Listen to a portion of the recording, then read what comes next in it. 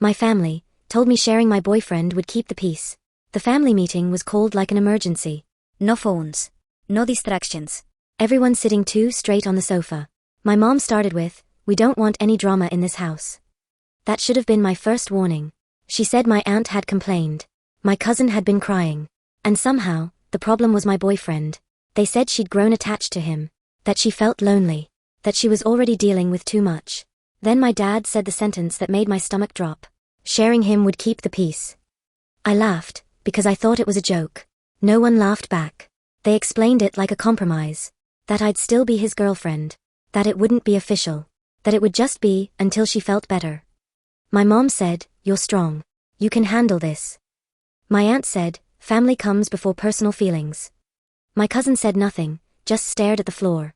I asked if anyone had considered how he felt. My dad waved it off. "We haven't spoken to him yet. This is a family matter." That's when I realized they weren't asking.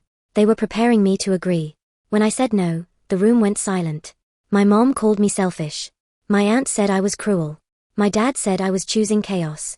Then my dad sighed and added, "We were hoping you'd be reasonable, because we've already taken steps." My mom finally looked at me and said, "We offered your boyfriend $15,000.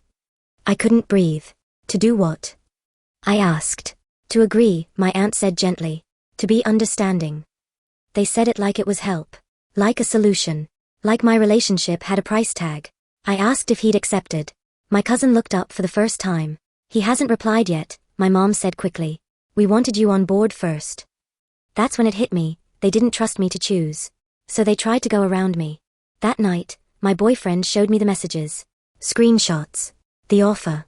The promise of family support if he said yes. He sent one reply. "I'm not for sale." Then he blocked them. I moved out a month later. Last month, he proposed. We got engaged quietly, surrounded by people who respected us. None of my family was invited. Not my parents. Not my aunt. Not my cousin. They say I broke the family. That I chose a man over blood. But the truth is simpler. I just stopped letting people who tried to sell my relationship have a place in my life.